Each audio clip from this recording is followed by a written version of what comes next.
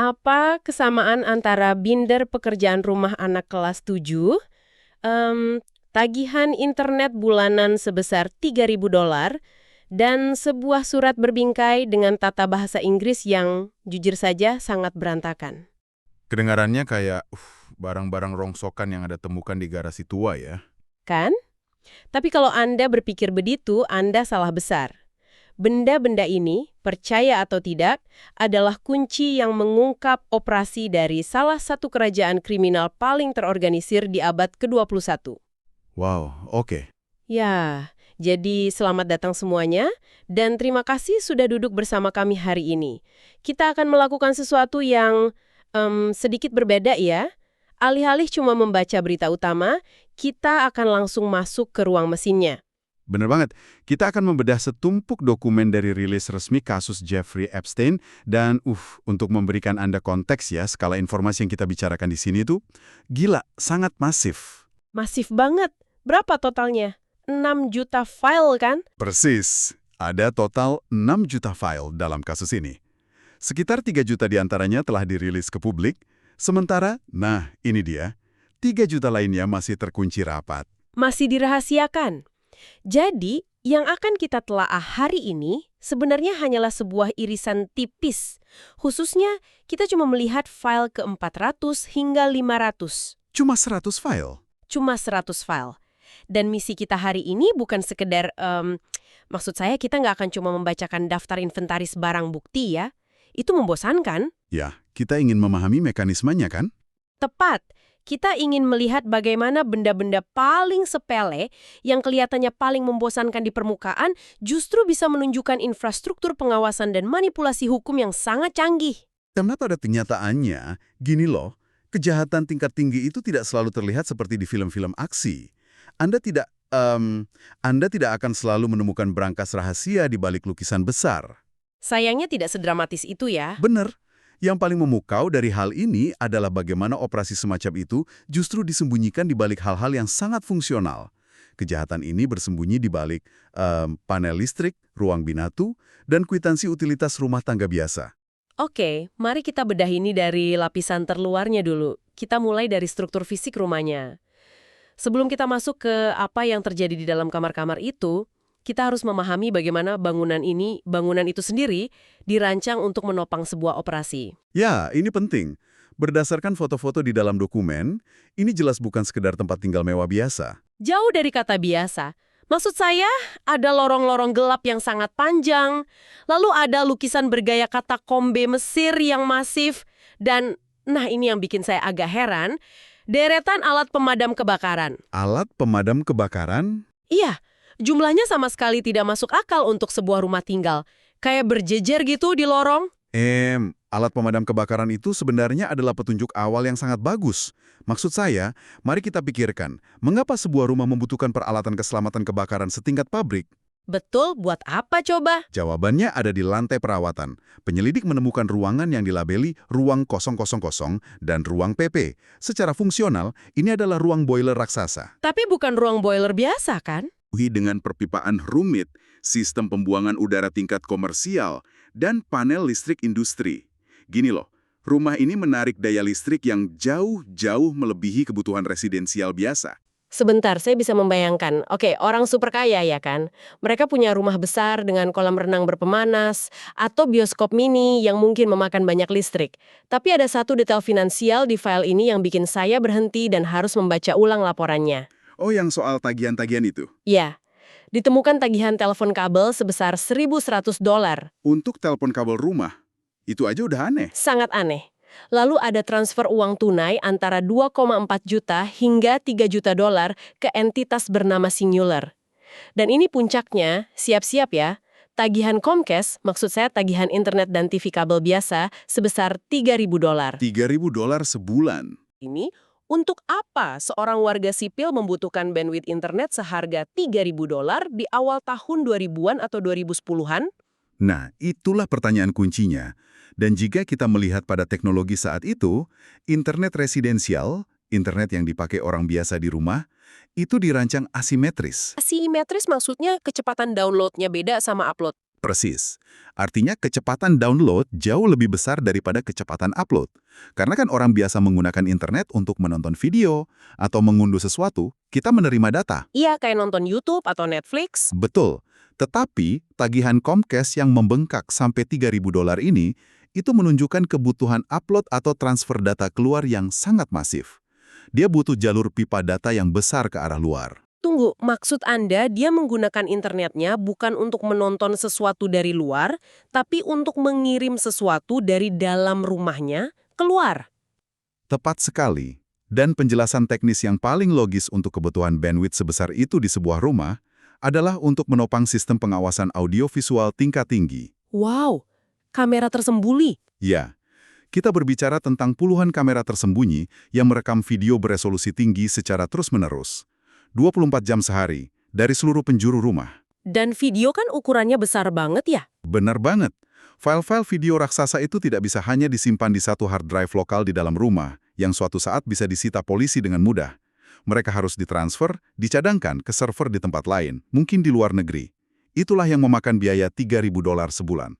Gila, jadi analoginya gini, rumah ini pada dasarnya adalah kayak gabungan antara pusat data internet dan studio reality show rahasia.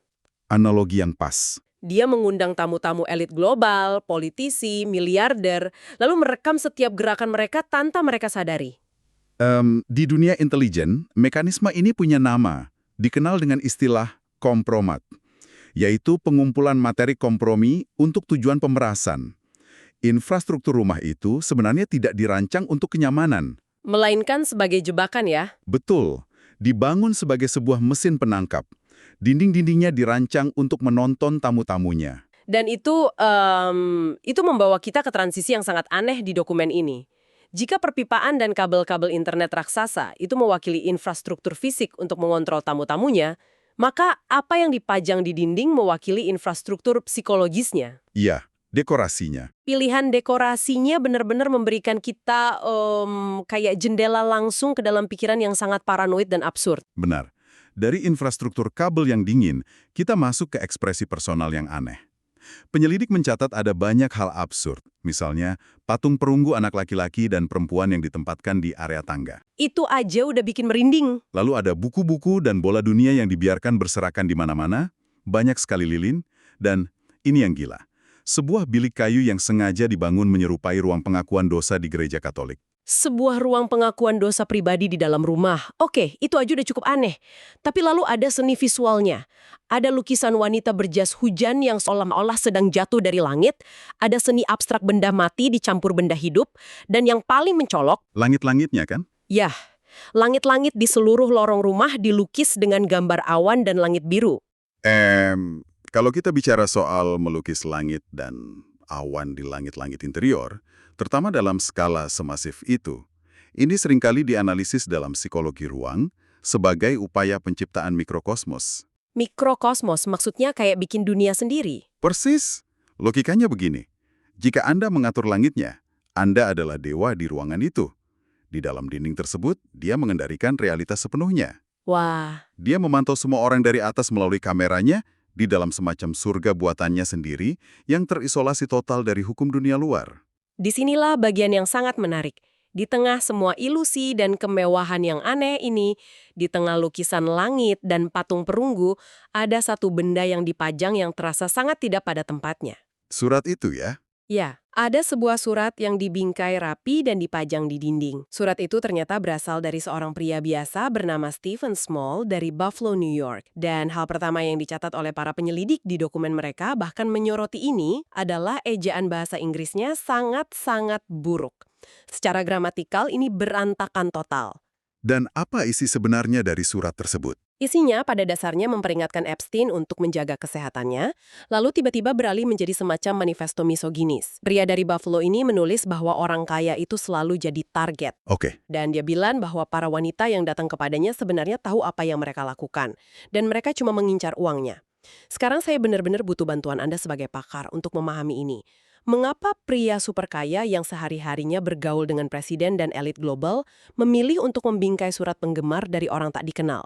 Yang penuh dengan salah eja pula, kan? Iya. Kenapa dia memajangnya seperti piala penghargaan di dinding rumah mewahnya? Nah, jika kita menganalisis ini dari sudut pandang psikologi perilaku, ini adalah contoh yang sangat sempurna dari disonansi kognitif. Disonansi kognitif, bisa tolong jelaskan? Gini, seseorang yang melakukan kejahatan eksploitatif secara sistematis, hari demi hari, dia tidak akan bisa bertahan hidup secara mental jika dia melihat dirinya sendiri sebagai monster di depan cermin. Otaknya nggak akan kuat menanggung itu. Jadi dia butuh kebohongan. Dia membutuhkan narasi alternatif yang bisa membebaskan dirinya dari rasa bersalah internal. Jadi dia butuh cerita di mana dia sebenarnya adalah korbannya. Bahwa wanita-wanita inilah yang jahat. Betul sekali. Dan surat dari Stephen Small ini berfungsi sebagai validasi ego eksternal. Fakta bahwa surat itu ditulis oleh orang asing, dari kelas pekerja, dari tempat biasa seperti Buffalo, dengan tata bahasa yang buruk, itu justru membuatnya terasa lebih otentik bagi Epstein. Karena itu datang dari rakyat biasa gitu. Iya, itu memberinya semacam ilusi bahwa orang biasa yang jujur di jalanan pun bisa melihat kebenaran yang sesungguhnya. Dia membingkai surat itu karena benda itu adalah jangkar psikologisnya. Setiap kali dia berjalan melewati surat itu, dia mengingatkan dirinya sendiri, saya bukan predator, saya adalah mangsa dari wanita-wanita oportunis ini. Wah, itu sangat masuk akal. Maksud saya surat itu bukan sekedar dekorasi dinding yang aneh. Itu adalah tameng pelindung untuk egonya sendiri. Tapi sayangnya bagi dia, realitas fisik dari apa yang sebenarnya terjadi di rumah itu tidak bisa ditutupi hanya dengan membingkai selembar surat dari orang asing. Sayangnya tidak bisa. Fakta fisik selalu berbicara lebih keras. Bener banget. Transisi dari delusi di dinding ke realitas fisik di atas meja ini sangat tajam. Keganjilan dekorasi itu pada akhirnya membawa para penyelidik dan kita yang membaca dokumen ini langsung ke ruangan yang menjadi pusat operasionalnya, yaitu ruang pijat. Ya, dokumen ini merinci penemuan di ruangan tersebut yang jujur saja merupakan benturan mengerikan dari dua dunia yang sangat berbeda. Bikin mual jujur aja pas saya bacanya. Di satu sisi, Anda menemukan apa yang secara logis memang seharusnya ada di sebuah ruang perawatan tubuh. Anda tahu meja pijat, berbagai jenis minyak esensial, botol-botol pelumas. Ada lampu tanning juga kan, penggelap kulit itu? Iya, lampu tanning, bahkan lengkap dengan kacamata penutup matanya. Benda-benda yang benar-benar normal. Anda bisa menemukannya di salon mana saja. Tepat. Namun, ini dia. Tepat di sebelah barang-barang perawatan tubuh yang normal itu, penyelidik menemukan instrumen penaklukan fisik. Ada bola besi berat yang lengkap dengan rantainya, ada cambuk, dan belenggu. Bayangkan Anda sedang berdiri di ruangan itu saat penggeledahan. Saya ingin Anda, para pendengar, memikirkan kontras visual yang ada di depan mata para penyelidik saat itu. Di satu sisi ruangan, dokumen mencatat secara objektif bahwa ada tumpukan foto tokoh-tokoh dunia. Foto yang dipajang atau berserakan? Ya, berserakan bersama dokumen lain, foto Donald Trump, Melania, Bill Clinton, Paus, Ghislaine Maxwell. Ingat, dokumen ini mencatatnya tanpa memihak politik manapun. Ini murni fakta inventaris. Dan tepat di sebelahnya, ada foto-foto gadis muda yang wajahnya harus disensor hitam dalam dokumen resmi ini karena alasan hukum. Sangat mengganggu. Dan tidak jauh dari sana, ada foto seekor anjing yang tampak sangat kurus dan tidak terawat. Ada bingkai foto yang retak. Dan, ini yang bikin saya benar-benar terdiam, sebuah binder sekolah menengah milik anak kelas 7. Tunggu, binder sekolah? Kayak buku catatan sekolah? Iya, sebuah binder tugas anak sekolah yang cerah khas anak SMP. Di dalamnya ada lembaran tugas ketikan yang berbunyi, dan saya kutip, nilai dapat didefinisikan sebagai penanda pencapaian Anda. Gila. Sebentar, saya harus berhenti di sini. Bagaimana otak manusia mendamaikan ini? Maksud saya, ini bukan lokasi syuting film horor fiksi. Ini daftar inventaris nyata dari kepolisian.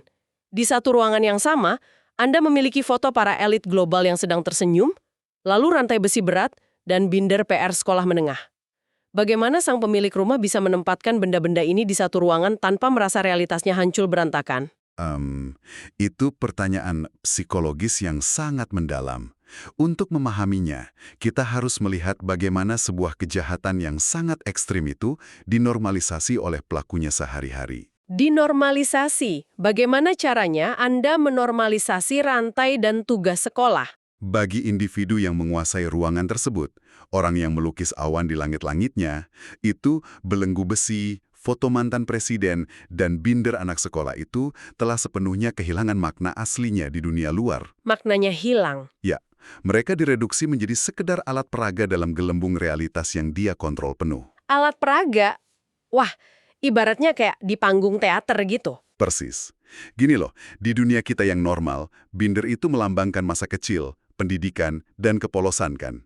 Tapi di dunianya, di ruangannya, itu mungkin sekedar piala atau pengingat visual tentang kendalinya yang absolut atas para korbannya. Dia memajangnya seperti souvenir. Ya, fakta bahwa benda-benda ini bisa diletakkan berdampingan secara terbuka tanpa perlu disembunyikan di dalam lemari atau brankas, itu justru menunjukkan betapa ekstrimnya rasa kebal hukum yang dia miliki.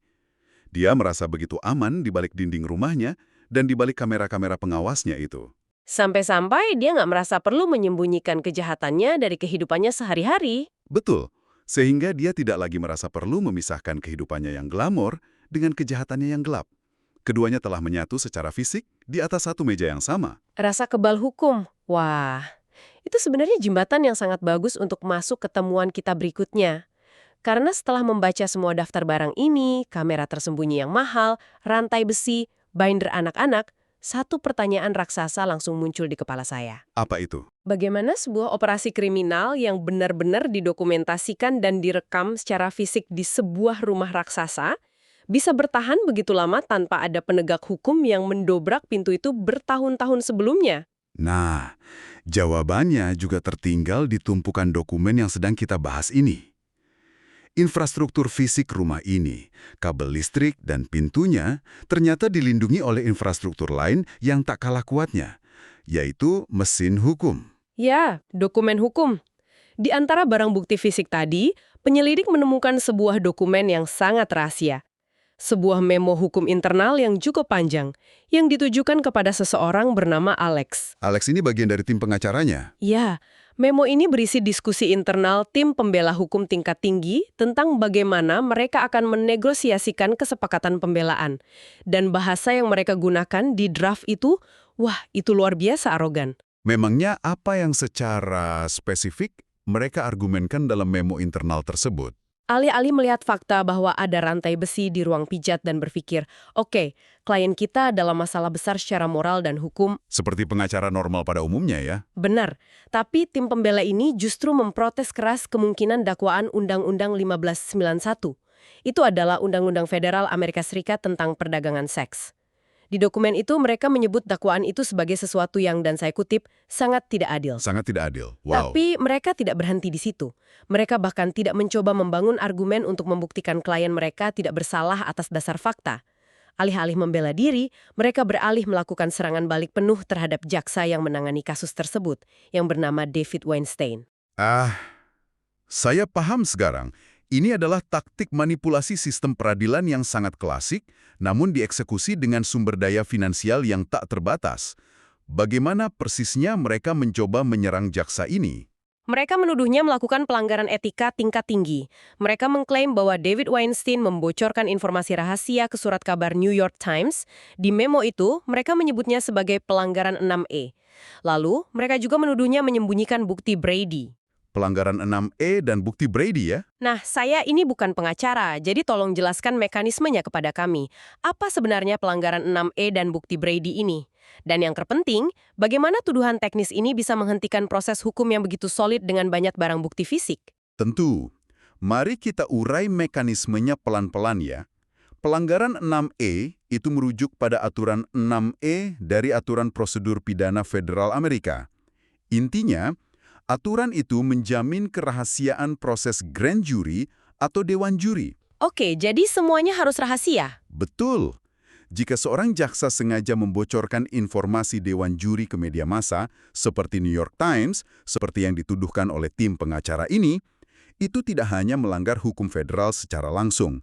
Tetapi yang lebih penting, itu meracuni opini publik dan calon juri di pengadilan nanti. Oh, karena kalau beritanya sudah menyebar di koran seluruh negeri, pihak terdakwa bisa berargumen bahwa kliennya tidak mungkin mendapat pengadilan yang adil, karena semua juri sudah bias. Tepat sekali.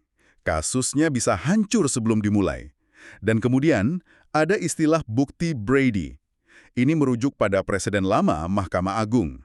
Aturan Brady mewajibkan jaksa penuntut umum untuk menyerahkan semua bukti kepada pihak pembela, terutama bukti yang mungkin bisa membebaskan terdakwa atau meringankan hukumannya. Jadi, jaksa nggak boleh menyembunyikan bukti yang menguntungkan terdakwa. Persis. Jika tim pembela bisa membuktikan bahwa jaksa ketahuan menyembunyikan bukti Brady, seluruh kasus bisa dibatalkan seketika oleh hakim. Dan lebih dari itu, karir sang jaksa itu sendiri akan hancur lebur. Gila. Jadi analoginya seperti cumi-cumi yang tiba-tiba menyemprotkan tinta hitam ke dalam air saat terancam. Tim pengacara ini, mereka sama sekali tidak repot-repot menjelaskan mengapa ada belenggu besi dan binder anak-anak di rumah klien mereka. Mereka menyemprotkan tinta tuduhan etika langsung ke arah penegak hukum, agar air di pengadilan menjadi sangat keruh sehingga kejahatan aslinya tidak lagi terlihat oleh juri dan hakim. Itu analogi yang sangat akurat. Mereka pada dasarnya memindahkan mikroskop dari kejahatan klien mereka yang mengerikan, lalu mengarahkannya ke prosedur birokrasi pemerintah. Strategi pengalihan isu yang sangat mahal. Iya, jika mereka bisa membuat pemerintah terlihat tidak etis atau melanggar prosedur sekecil apapun, mereka bisa memaksa kejaksaan untuk menawarkan kesepakatan damai yang sangat ringan demi menghindari rasa malu di pengadilan terbuka. Jadi apa arti dari semua ini? Ini membawa kita pada tingkat ironi yang sangat gelap sungguh. Di ruangan yang sama, di mana polisi menemukan instrumen penyiksaan fisik, mereka juga menemukan draft memo hukum di mana pelakunya dengan angkuh memposisikan dirinya sebagai korban dari pelanggaran etika pemerintah. Disonansi kognitif itu muncul lagi di dokumen hukumnya ya? Bener banget. Bahkan di dokumen internal, tim pembela saling memuji seorang pengacara lain di tim mereka bernama Ken. Ken ini digambarkan sebagai pria yang sangat taat beragama yang, dan ini kutipan aslinya, memiliki 2 Alkitab, versi King James dan Manual Jaksa Amerika Serikat. Maksudnya dia sangat hafal celah hukumnya? Iya, tapi maksud saya, ayolah, mereka mencoba menggambarkan diri mereka secara internal sebagai pejuang kebenaran yang suci. Dan di sanalah letak negosiasi kekuasaan yang murni. Dalam level eksklusif seperti ini, hukum tidak lagi menjadi alat untuk mencari kebenaran objektif. Hukum tidak peduli tentang apa yang sebenarnya terjadi pada gadis yang memiliki binder tugas sekolah tersebut. Hukum menjadi sekedar senjata. Hukum menjadi sekedar tuas tekanan. Faktanya, kalau Anda perhatikan, dokumen itu mengungkapkan sebuah ancaman terselubung yang sangat eksplisit kepada pihak kejaksaan negara bagian. Oh ya? Di halaman berikutnya, mereka memperingatkan bahwa jika pemerintah menolak tawaran penyelesaian ringan dari pihak terdakwa ini, tim pembela akan menyeret lembaga kejaksaan ke dalam tornado, dan ini menggunakan istilah mereka sendiri, tornado of trouble, bersama pihak pers, dan mereka menuntut pembebasan tuntutan secara total. Mari kita pikirkan sejenak bagaimana mekanisme tornado masalah ini sebenarnya bekerja di dunia nyata. Oke, gimana tuh? Jika Anda adalah pihak terdakwa yang memiliki dana tak terbatas, Anda bisa menyewa puluhan firma hukum terbaik, investigator swasta, dan firma humas paling agresif. Tujuannya cuma satu, menggali setiap kesalahan kecil, setiap email yang mungkin salah kirim dari pihak jaksa pemerintah, lalu mengubahnya menjadi skandal nasional di media massa. Sementara pemerintah kan anggarannya terbatas dari pajak rakyat. Betul, dan pada titik tekanan tertentu, petinggi Departemen Kehakiman mungkin akan rapat dan memutuskan bahwa biaya politik, biaya finansial, dan potensi kehancuran reputasi institusi mereka itu terlalu tinggi untuk ditanggung. Itulah bagaimana sebuah sistem peradilan dieksploitasi sepenuhnya. Infrastruktur legal bernilai jutaan dolar ini bertindak sebagai perisai pelindung raksasa. Untuk menutupi infrastruktur kamera dan rantai besi di dalam rumah tersebut. Ya, keduanya bekerja sama. Ini benar-benar pemerasan di 2 front yang berbeda kalau dipikir-pikir. Di dalam rumahnya sendiri dia memiliki puluhan kamera kompromat dan tagihan Comcast sebesar $3.000 untuk memeras tamu-tamu elit global. Sementara di ruang sidang, pengacaranya menggunakan ancaman skandal pers untuk memeras pemerintah Amerika Serikat secara legal.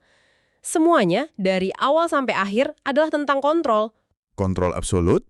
Sistem peradilan kita yang seharusnya bertindak sebagai pedang untuk membela pihak yang rentan, seperti anak pemilik binder itu, ternyata dibajak. Sistemnya diubah menjadi senjata artileri untuk mengintimidasi para penegak hukum itu sendiri. Dan ini menyintesiskan semua yang kita diskusikan dari awal hari ini. Gini loh, kita tidak hanya melihat daftar barang rongsokan dari garasi tua, kita sedang melihat anatomi dari sebuah ekosistem perlindungan yang sangat lengkap. Ekosistem kriminal. Ya, uang membeli infrastruktur pengawasan dan perpipaan listrik kelas industri. Disonansi kognitif dan surat berbingkai dari pria asing memberikan justifikasi psikologis internal bagi sang pelaku agar tidak merasa bersalah. Dan terakhir, mesin hukum yang mahal mengintimidasi sistem peradilan luar agar tidak berani menyentuh sedikitpun apa yang terjadi di ruang pijat tersebut. Benar-benar jaringan yang sempurna. Ini adalah realitas berlapis yang, jujur saja cukup sulit untuk ditelan hari ini. Dan saya sangat berterima kasih kepada Anda, para pendengar setia kami, yang masih terus mendengarkan dan ikut membedah informasi yang sangat berat ini bersama kami. Karena dibutuhkan kemauan yang keras untuk tidak memalingkan wajah dan mau melihat secara langsung bagaimana sistem mekanis dari sebuah kejahatan tingkat elit ini benar-benar beroperasi di dunia nyata. Setuju. Mengurai dokumen-dokumen fungsional dan teknis seperti ini sebenarnya memberi kita peta yang sangat berharga. Peta tentang bagaimana kekuasaan disalahgunakan tepat di depan mata kita. Benar banget. Dan sebelum kita berpisah hari ini, saya ingin meninggalkan Anda dengan satu pemikiran terakhir. Sesuatu yang jujur saja terus berputar di kepala saya sendiri sejak kita mulai menyusun riset untuk materi ini. Ya? Ingat apa yang kita bicarakan di awal tadi, soal skala dari kumpulan dokumen ini. Hari ini, kita baru saja mengambil sebuah sampel yang sangat kecil. Hanya sekitar 100 file acak dari rentang nomor 400-an. Benar, hanya 100 file dari jutaan. Dan hanya dari membaca 100 file acak itu saja, kita sudah menemukan bukti infrastruktur pengawasan kompromat tingkat industri bernilai ribuan dolar, lalu anatomi psikologis seorang manipulator kelas kakap, dan cetak biru taktik intimidasi hukum setingkat negara bagian. Semuanya hanya dalam 100 file. Rasanya nggak masuk akal, kan? Makanya, jadi coba tanyakan pada diri Anda sendiri malam ini saat Anda merenungkan diskusi kita. Jika 100 lembar file saja bisa mengungkap lapisan kejahatan fisik dan perlindungan institusional yang begitu dalam dan sistematis, rahasia sebesar apa lagi, dan realitas segelap apa lagi yang saat ini masih terkubur rapat di dalam 3 juta file yang sampai detik ini masih belum dirilis ke publik. Itu pertanyaan yang membuat bulu kuduk berdiri. Pasti. Terima kasih sekali lagi sudah bergabung, teruslah bertanya, jangan pernah mudah menerima apa yang hanya tampak normal di permukaan. Dan kita akan bertemu lagi di penelusuran mendalam berikutnya.